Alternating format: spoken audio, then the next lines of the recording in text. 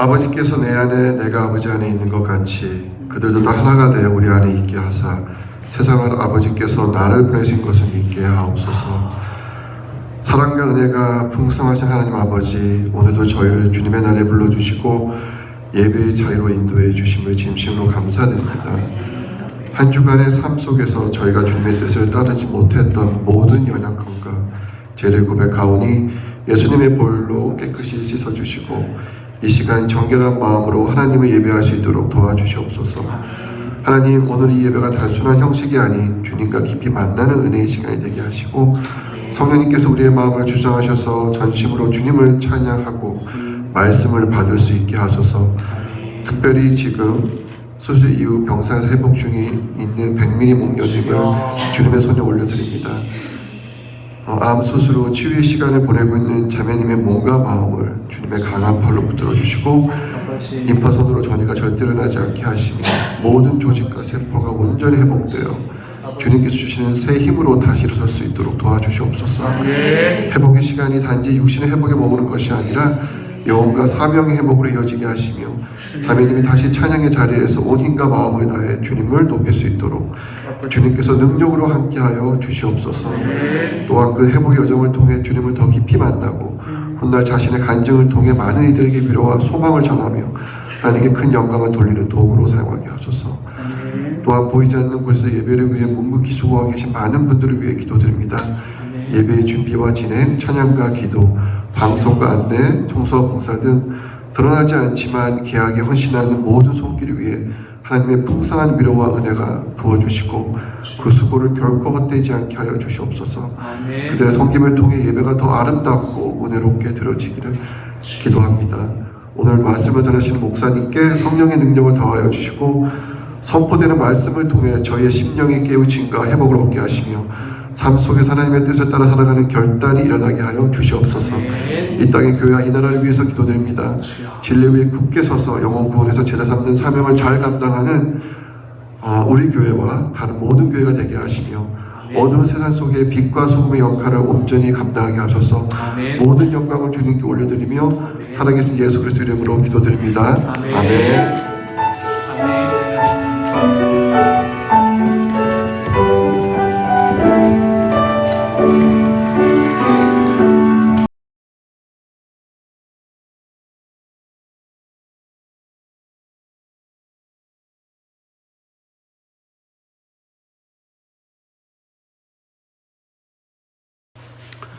이 시간에 하나님께서 우리에게 주시는 말씀 함께 읽도록 하겠습니다. 하나님 우리에게 주시는 말씀은 요한복음 17장 21절부터 23절까지의 말씀입니다. 우리 같은 목소리를 함께 읽습니다. 함께 읽지요. 시작. 아버지께서 내 안에 계시고 내가 아버지 안에 있는 것과 같이 그들도 하나가 되어서 우리 안에 있게 하여 주십시오. 그래서 아버지께서 나를 보내셨다는 것을 세상이 믿게 하여 주십시오. 나는 아버지께서 내게 주신 영광을 그들에게 주었습니다. 그것은 우리가 하나인 것과 같이 그들도 하나가 되게 하려는 것입니다. 내가 그들 안에 있고 아버지께서 내 안에 계신 것은 그들이 완전히 하나가 되게 하려는 것입니다. 그것은 또 아버지께서 나를 보내셨다는 것과 아버지께서 나를 사랑하신 것과 같이 그들도 사랑하셨다는 것을 세상이 알게 하려는 것입니다. 아멘. 기억하시는 분이 계실지 모르겠지만 기억하는 분이 계시면 안 되는데 기억하시는 분이 혹시나 계실지도 모르겠지만 오늘의 본문은 교회 공동체를 주제로 설교하기 시작했던 첫날인 2월 2일 날에 읽었던 본문입니다. 기억 못 하셔야 됩니다. 이런 거는 못 하시는 게 맞아요. 또한 이 본문은 주님께서 십자가를 지시기 전에 그 밤에 기도하셨던 내용을 기록한 말씀 중에 일부입니다. 주님께서는 여기에서 교회를 위해서 기도하셨는데 주님께서 기도하시는 내용은 이런 내용입니다. 내가 이제 십자가를 지고 죽는 것은 바로 교회를 세우기 위함이다. 이렇게 예수님께서는 이야기를 하고 계시는 것 같습니다. 예수님께서 세웠던 교회는 그러면 어떤 교회인가? 그 교회는 이런 교회라고 성경은 우리에게 이야기를 해왔습니다. 그 교회는 삼위일체이신 하나님이 하나이심과 같이 그 하나됨을 하나님 앞에서 온전히 누리는 공동체입니다. 이것은 하나님께서 처음에 사람을 만드실 때 남자와 여자, 즉 공동체로 만드신 것처럼 또한 그들에게 생육하고 번성하라 라고 하시면서 더 큰 공동체를 만드셨던 것처럼 하나님께서 만드신 교회는 공동체를 만들기를 의도하셨다는 것을 우리는 함께 보았습니다. 이렇게 하나님께서는 아름다운 사랑의 공동체를 만들기 위해서 이 땅에 오셨는데, 그런데 죄가 그 안에 들어와서 이 관계와 공동체를 파괴했습니다. 죄가 들어온 이후에 성경이 우리에게 들려주는 이야기는 깨어진 관계와 공동체의 비극에 관한 이야기였습니다. 그런데 하나님께서는 이렇게 깨어진 관계와 공동체를, 이 깨어진 세상을 그냥 두지 않으시고 이 세상을 너무나 사랑하셨기 때문에 자기의 독생자를 보내어 주셨고, 예수님은 그 깨어진 관계와 공동체를 회복시키기 위하여 십자가에 죽으셨습니다. 그리고 그분이 말씀하셨던 대로 당신의 교회를 그 십자가의 죽음으로 세우셨죠. 주님의 죽으심과 부활을 통해서 교회 공동체를 남기신 겁니다. 오늘 본문에 기록된 주님의 기도가 바로 그것을 보여줍니다. 예수님께서는 당신의 피로 교회를 사셨고, 또한 우리에게 성령을 부어주심으로써 교회가 하나님 안에서 성령의 교제가 충만한 하나의 공동체로 지어져 가게 만드셨습니다. 그리고 역사의 마지막에 주님이 재림하실 때에 하나님께서 의도하셨던 이 교회 공동체를 통해서 하나님의 나라가 완성될 겁니다.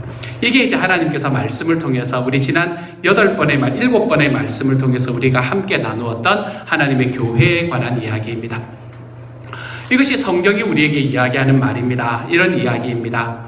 근데 이것은 여러분 바라보시면 개인적인 구원의 이야기를 포함합니다. 내가 구원받는 일, 그것이 포함됩니다.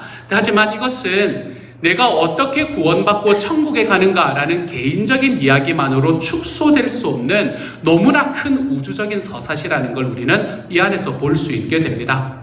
성경의 이야기의 시작은 나로부터 시작하지 않습니다. 성경의 이야기의 첫 시작은 천지가 창조되는 일부터 시작합니다. 천지가 창조되는 것으로부터 시작이 되었던 성경의 말씀은 천지가 회복되는 것으로 마무리가 됩니다. 이것은 전 우주를 망라하는 대서사시라는 걸 알 수 있습니다. 사실 한 사람, 개인 한 사람은 성경 이야기의 중심에 절대로 있지를 않습니다. 성경은 절대로 우리 하나님께서 우리 개인을 위해서 오셨다 이렇게 이야기하지 않습니다. 그런데 나를 중심에 놓는 이 현대의 문화는 끊임없이 우리를 나르시시즘으로 이끕니다. 나를 위해 모든 것은 나를 위해서 있어야 한다라고 이야기하는 곳으로 우리를 이끌어갑니다. 하지만 성경은 내가 아니라 그분에 의해서, 그리고 예수 그리스도가 그 중심에 있는 이야기, 그것이 바로 성경이 우리에게 말하는 이야기라는 겁니다. 다시 말하면 그분으로부터, 그분을 향해, 그분에 의해서, 그리고 궁극적으로는 그분을 위해서 있는 것, 그것이 바로 이 역사다라고 이야기하는 것이 성경의 이야기입니다. 그리고 하나님 앞에서 이야기되는 이 그리스도가 중심이 되는 이 이야기는 그 본질적으로 개인적인 것이 아니라 공동체적인 것입니다. 하나님의 이야기의 중심에는 한 공동체가 있습니다. 근데 이 공동체는 세상을 하나님과 또 사람과 사람 사이 서로 간에 화해시키려는 하나님의 목적을 이루기 위해서 예수님 그분이 선택하신 공동체입니다. 하나님의 마음에, 하나님의 이야기에 있는 이 하나의 공동체, 이것이 바로 교회입니다. 예수님께서 이 땅에 남겨두신 유일한 유산인 공동체, 그것이 바로 교회인 것이지요. 각 개인들은 이 교회 공동체로 초청되는 겁니다. 그리고 우리는 각 개인으로 하나님의 큰 이야기 안에서, 이 교회를 통한 하나님의 역사 안에서 자신의 역할들을 하도록 부르심을 받게 된 겁니다. 오늘의 설교의 제목을 저는 사랑하고 하나 되는 선교적인 교회라고 잡았습니다. 오늘 설교의 제목에 선교적인 교회라는 말이 들어가 있습니다. 이걸 영어로 말하면 missional church라는 이야기로 이야기할 수 있습니다. 꽤나 지난 수십 년 동안 선교학에서는 가장 많이 이야기가 되었던 말이 아닌가라고 생각이 듭니다. missional church, 선교적인 교회. 여러분, 선교적인 교회라는 것은 도대체 무슨 의미일까요? 사실 우리가 오늘 읽은 주님의 기도를 다시 보면 오늘의 말씀에는 주님께서 바라신 선교의 큰 그림이 무엇인지를 우리에게 말해주고 있습니다. 그게 21절과 23절에서 말하고 있는 거예요. 21절과 23절은 이렇게 말합니다. 우리 같이 한번 읽어보도록 합시다. 시작. 아버지께서 나를 보내셨다는 것을 세상이 믿게 하여 주십시오. 아버지께서 나를 보내셨다는 것과 아버지께서 나를 사랑하신 것과 같이 그들도 사랑하셨다는 것을 세상이 알게 하려는 것입니다. 이 말씀은 하나된 교회를 통해서 주님께서 바라신 것이 무엇인가라는 것을 우리에게 정확하게 말해줍니다. 우리를 통해서 누가 하나님을 알게 만든다고요? 세상이 하나님을 알게 한다. 여러분, 이 이야기는 예수님이 교회를 통해서 선교적인 의도를 너무나 분명히 가지고 계시다는 것을 우리에게 밝히고 계시는 겁니다. 주님께서 말씀하시고 주님께서 기대하시는 선교라는 것은 여러분 교회 공동체를 통해서 이루어지는 것인데, 우리가 어떻게 선교를 하느냐 하면 우리가 성령의 능력 안에서 진짜 교회가 됨으로 우리는 선교를 감당하는 겁니다. 말이 좀 어렵죠? 그리스도 안에서 진짜 교회가 됨으로 우리는 선교를 감당하는 겁니다. 그러면 진짜 교회가 된다는 것은 뭘 말하냐? 오늘의 말씀에서는 그것을 뭐라고 이야기하냐면, 아버지께서 나를 사랑하신 것 같이 그들도 사랑하셨다는 것을 보여주고 알리는 것. 이게 진짜 교회가 되는 사람의 모습이라는 겁니다. 하나님께서, 아버지께서 예수님을 사랑하셨던 것처럼 그들도 사랑하셨다는 것을 보여주고 알리는 것. 이것이 진짜 교회가 가지고 있는 모습이다라고 이야기하는 겁니다. 그런데 이것을 무엇을 통해서 알려내나 하면 우리가 서로 사랑하는 것을 통해서 이것을 알려내라. 이렇게 이야기하는 겁니다. 그러므로 선교하는 교회라고 이야기하는 것은 세 분 하나님이 하나이심과 같이 교회가 서로를 깊이 사랑하고 교회 안에서 하나가 되는, 여러분 세상에는 2명이 만나면 싸웁니다.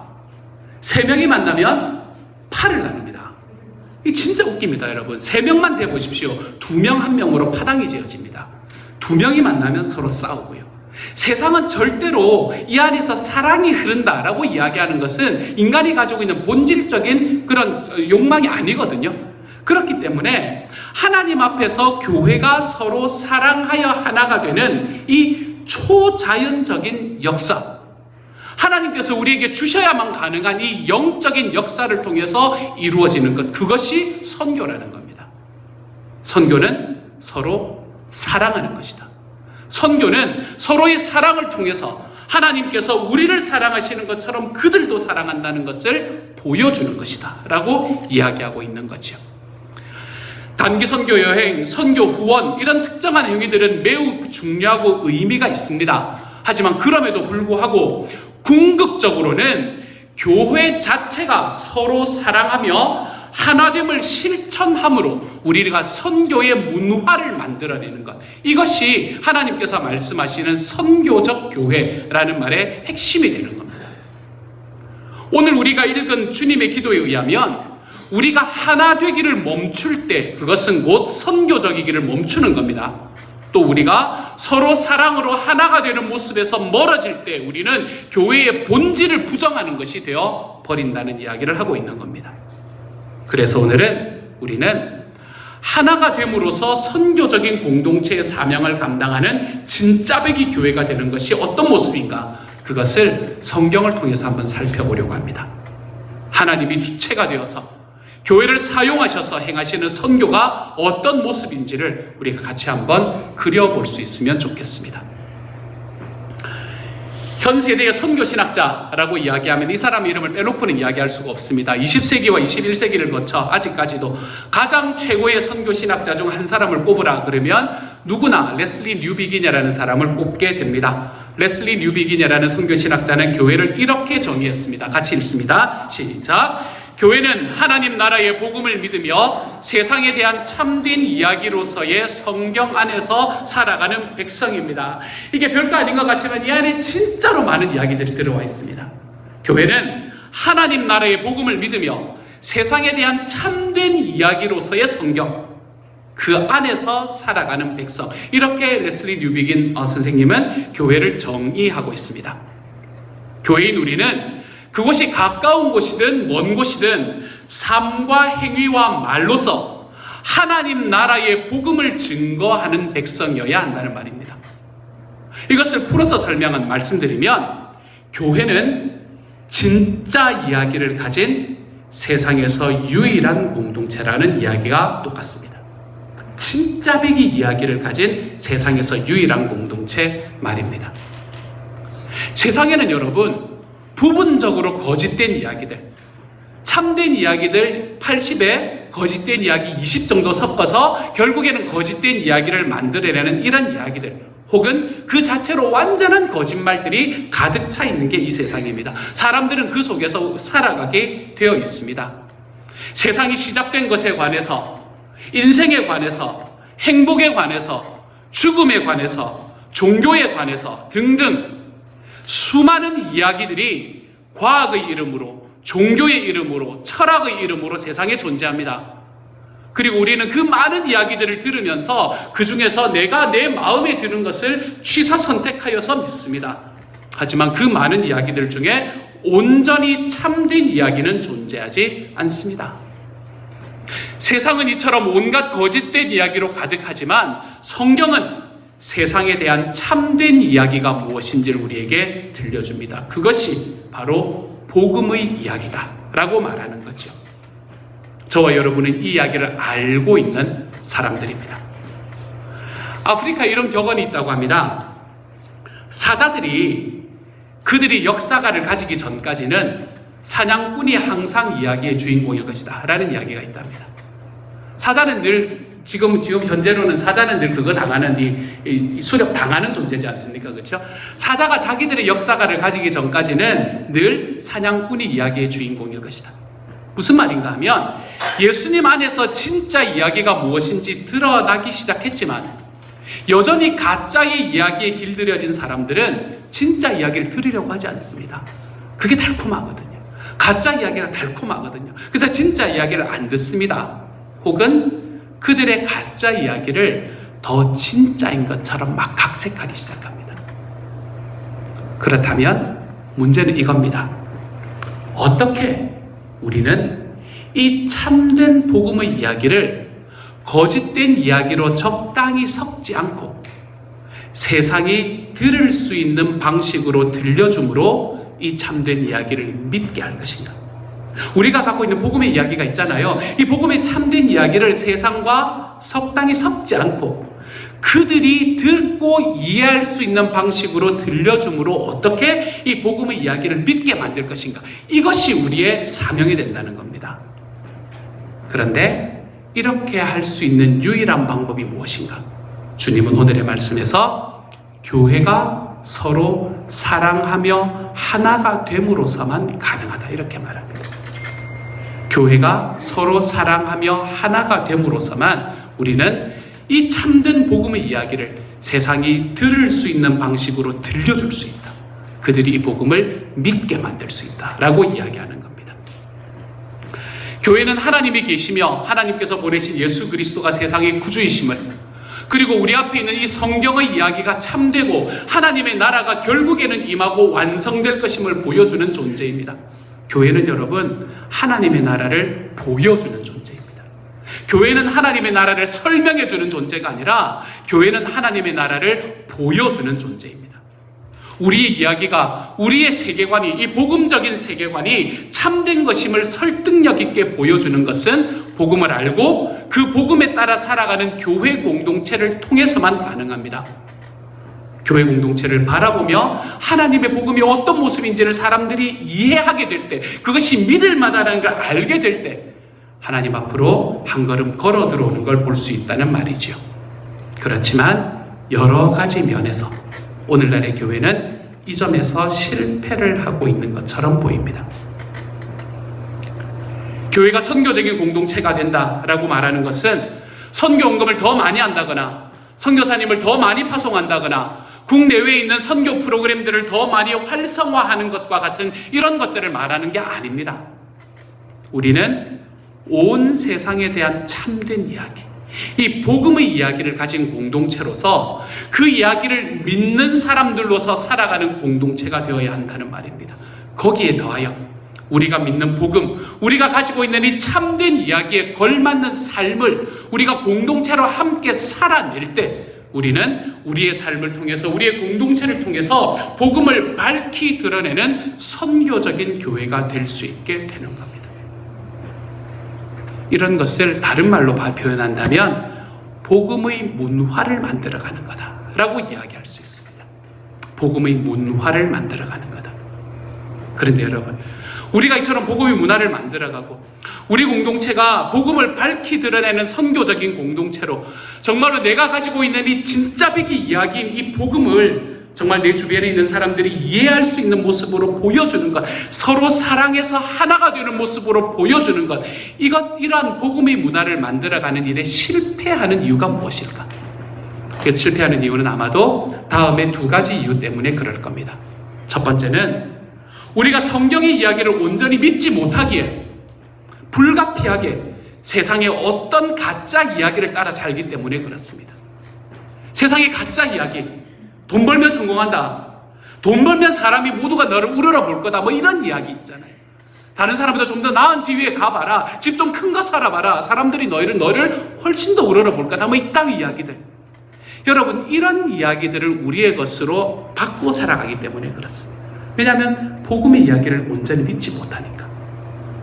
그렇게 살게 된다면 우리는 무리는 그리스도인일지라도 우리의 삶은 세상에서 살아가는 비신자들의 삶과 구별될 수가 없습니다. 똑같이 사는 거잖아요. 두 번째 이유가 있습니다. 두 번째 이유는 우리가 살아가는 세상이 믿는 가짜 이야기들이 품고 있는 이 문화적인 우상, 이 우상의 정체를 모르고 그 가짜 이야기들에 어느 정도 순응하면서 살아가고 있기 때문에 그렇습니다. 이렇게 순응하며 살 때 우리는 복음을 가지고 세상의 문화에 직면하려고 하지 않습니다. 오히려 우리가 가지고 있는 복음의 진짜 이야기를 세상의 문화에 맞추려고 노력하면서 살아갑니다. 그렇게 살아가는 교회는 세상 문화에 길들여진 교회가 될 수밖에 없는 거죠. 이렇게 세상과 타협하여 혼합된 교회, 이 교회는 여러분 세상에 영향력을 줄 수가 없습니다. 다 똑같이 살아가는데, 너도 나도 다 똑같은데, 그런데 무슨 세상에 영향력을 주는 교회가 될 수 있다는 말입니까? 그런데 오늘날의 교회는 너무나 슬프게도 이 상태에 머물러 있는 경우가 너무나 많습니다. 그렇다면 우리가 선교적인 공동체로 자라기 위해서 해야 하는 가장 근본적인 일은 무엇인가? 그것은 복음에 비추어서 우리의 문화 속에 담겨있는 우상숭배적인 요소들을 분별하는 일입니다. 우리가 살고 있는 문화는 사실은 종교 중립적으로 보입니다. 문화는 문화고 종교는 종교다, 이렇게 생각을 하기 십상입니다. 하지만 모든 문화는 그 안에 종교성을 숨기고 우리에게 삶의 모든 영역에서 헌신하라고, 자기에게 복종하라고 강력하게 요구합니다. 그리고 우리를 우상숭배로 쑥 이끌어가죠. 그러므로 교회는 자신이 살아가는 문화가 가지는 이 종교적인 본질, 문화 안에 있는 이 종교적인 본질들을 좀 분별할 줄 알아야 됩니다. 문화가 얼마나 종교적인가, 그리고 우리에게 얼마나 헌신과 충성을 요구하는 우상숭배로 이끌어가는가, 이것에 대한 두 가지의 예를 한번 들어보겠습니다. 이 두 가지 예는 올 초 특세 때 나누었던 마이클 고힌이라는 분의 세계관은 이야기다라는 책을 참조한 이야기입니다.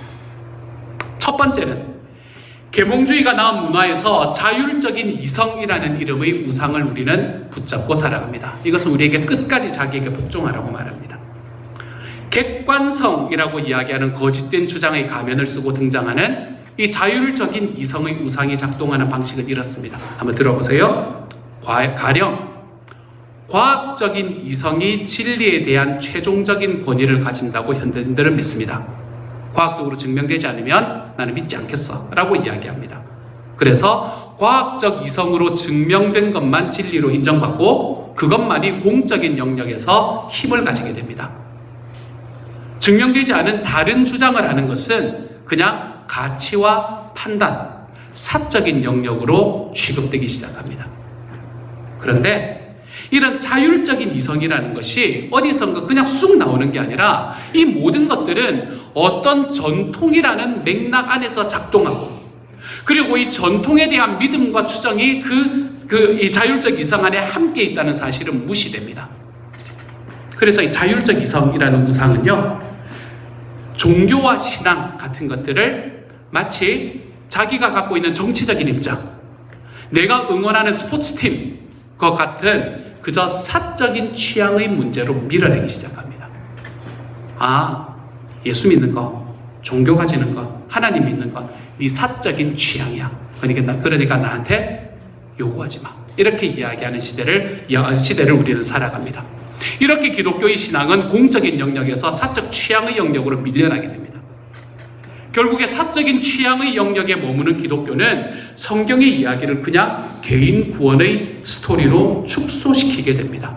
그리고 복음이 사회를 변혁시키는 이야기 같은 것들은 점점 져버리는 방향으로 가게 되죠. 복음과 신앙이라는 것을 이처럼 사적인 영역으로 축소하면 우리가 살아가는 문화에 평화롭게 순응할 수 있는 길도 넓어집니다. 예수 믿으면서 돈도 벌고, 돈 벌지 말라는 말이 아닙니다. 돈도 우상으로 삼고, 예수 믿으면서 늘 이야기하는 게 내가 성공하는 거 늘 이야기하고, 예수님의 이름을 더해서 성공하는 것 날마다 이야기하면서 살아가는 이런 것들. 우리의 삶에서 우리가 종교라는 것을, 이 복음과 신앙이라는 걸 사적인 영역으로 축소시키면요, 이 취향의 문제로 축소시키면요, 우리가 살아가는 이 문화의 우상에 평화롭게 순응할 수도 있게 됩니다. 그런데 그렇게 되면 교회는 세상을 변혁시키는 힘은 잃어버리게 됩니다.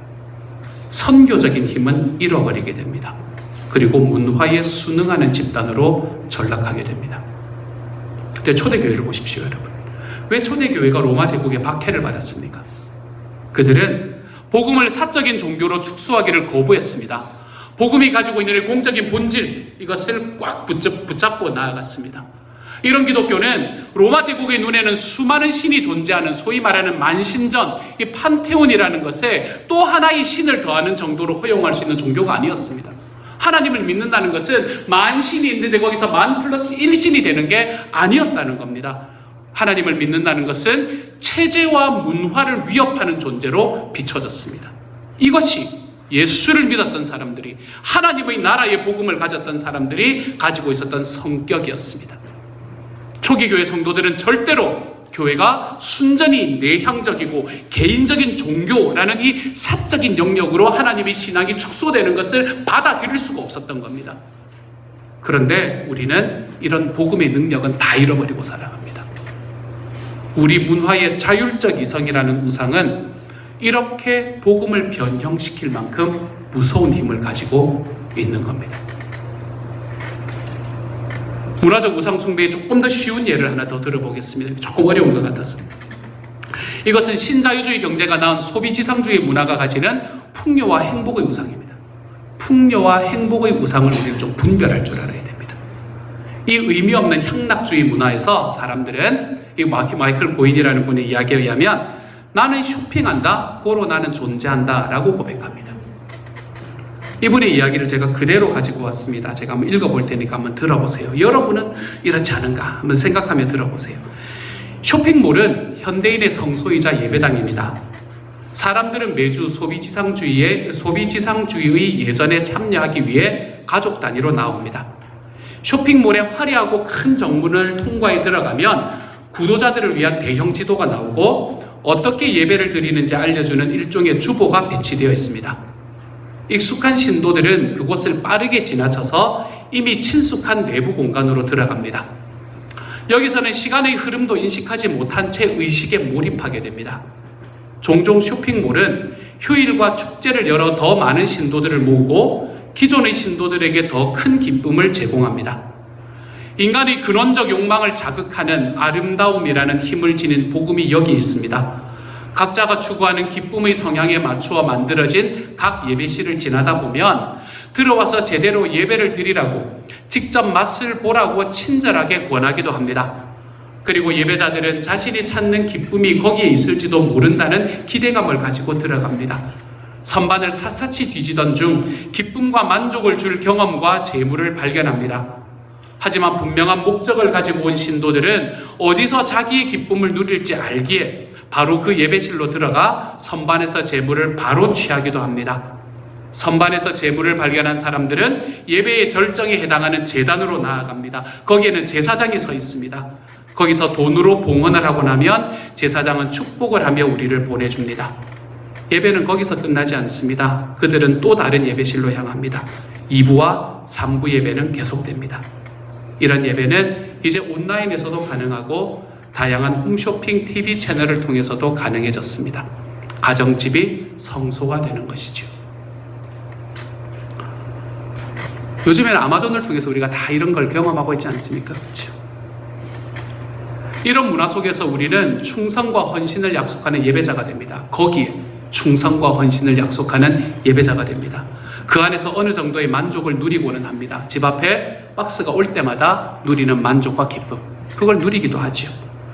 우리가 현대의 만신전, 판테온이라는 이 문화 속에서 하나님이라는 신을 한 분 더 모시고 살아가는 한, 우리가 믿는다고 말하는 복음은 우리의 삶을 변화시키지는 못합니다. 우리가 다르게 살 수 있게 하는 어떤 힘으로도 작용하지 않을 겁니다. 여러분은 어떻습니까? 여러분은 이 위험에서 안전한 곳에서 살아가고 계십니까? 우리가 성경의 이야기, 이 진짜백 이야기를 가진 세상 유일한 공동체로서, 그리고 그것을 진짜로 믿고 살아가면서 세상을 바꾸는 선교 공동체로 존재하기 위해서 우리는 우리가 살아가는 세상의 문화를 지배하는 이 종교적인 핵심을 좀 이해하고 우리 주변에서 문화가 나에게 가지고 오는 우상 숭배의 힘을 좀 분별하며 살아갈 줄 알아야 됩니다. 이제 그동안 제가 7주 동안 전했던 메시지를 한번 정리해 보려고 합니다. 이제 교회가 공동체다라는 이야기를 여러분과 함께 나누었던 이야기를 한번 정리해 보려고 합니다. 우리가 공동체에 관심을 가지고 공동체의 맥락에서 신앙과 복음을 이해하는 것, 우리는 계속해서 이걸 이야기해 왔거든요. 이게 왜 중요합니까? 왜냐하면 기독교는 개인 구원의 이야기만일 수가 없기 때문에 그렇습니다. 복음을 믿음으로 그리고 회개함으로 우리 한 사람 한 사람은 경건한 어른으로 빚어져 갈 겁니다. 맞습니다. 그러나 이게 다가 아닙니다. 주님은 십자가에 달려 죽으심으로 교회라는 공동체를 우리에게 남겨주셨습니다. 교회는 종말에 완성될 하나님 나라의 보증입니다.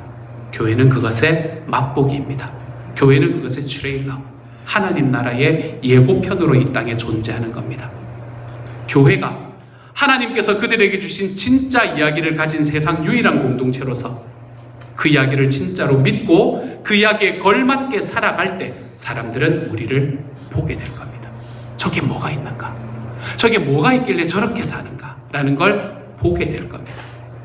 우리가 세상의 문화 속에서 하나님의 창조의 선물들을 누리면서도 그 문화의 우상 숭배적 본질들을 좀 구별해내고 그리고 내가 그것에 저항하고 복음을 알고 믿고 그거 믿을 뿐만 아니라 서로 사랑하며 하나 되어서 존재할 때 세상은 교회를 보고 하나님 아버지께서 예수 그리스도를 세상의 구주로 하나님 나라의 왕으로 보내셨다는 것을 알게 될 겁니다. 그걸 믿게 될 겁니다.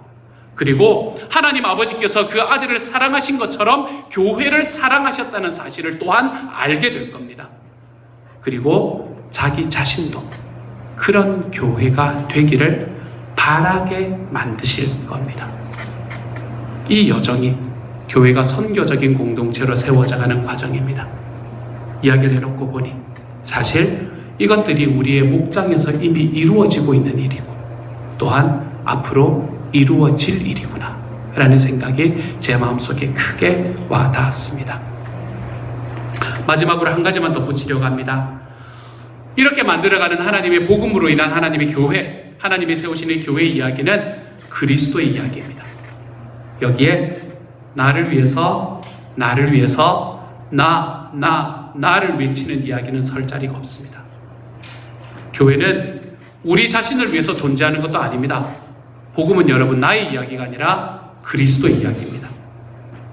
복음은 이 세상의 그리스도의 몸인 교회로 지금도 살아계시는 그리스도의 이야기라는 점에서 비로소 우리의 이야기가 되는 겁니다. 그리스도께서 당신의 피로 교회를 사서 세우셨고 우리를 교회로 부르셨습니다.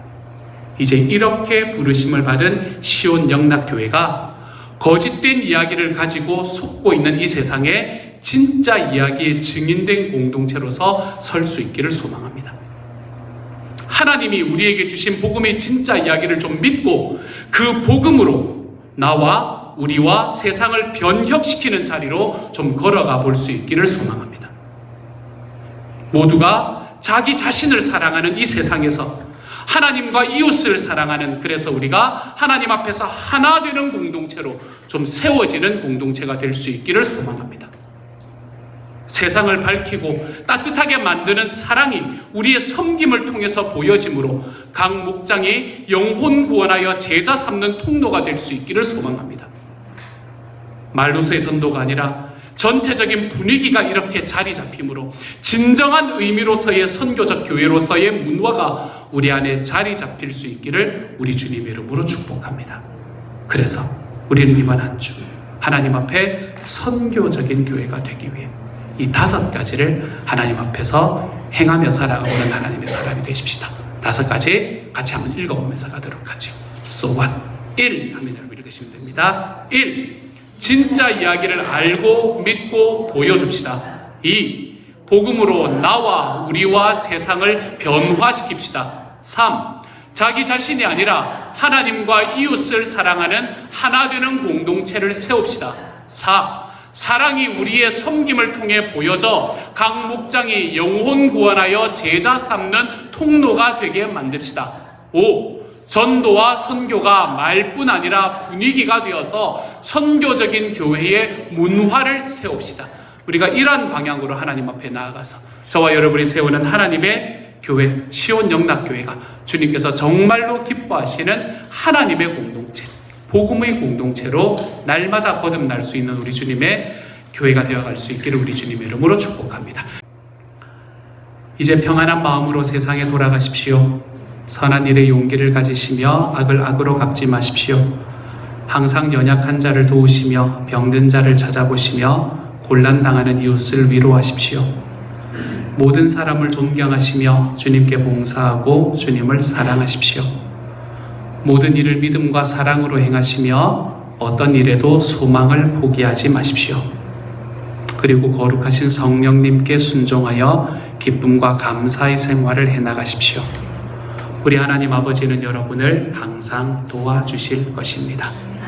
지금은 우리를 죄에서 구원해 주신 우리 주 예수 그리스도의 은혜와 하나님의 놀라우신 사랑하심과 성령님의 교통하시는 은혜가 세상의 가치관, 문화의 우상을 제대로 분별하고 참된 복음의 이야기를 알고 믿으며 서로 사랑하고 하나 되어 우리 안에 있는 복음의 VIP들에게로 흘러들어가 영혼 구원하여 제자 양육하는 일이 문화와 분위기가 될 수 있는 선교적인 교회를 만들어가 보기로 다짐하고 일어서는 모든 시온 영락 식구들 한 사람 한 사람에게 지금부터 영원토록 함께 계시기를 간절히 축원하옵나이다. 아멘.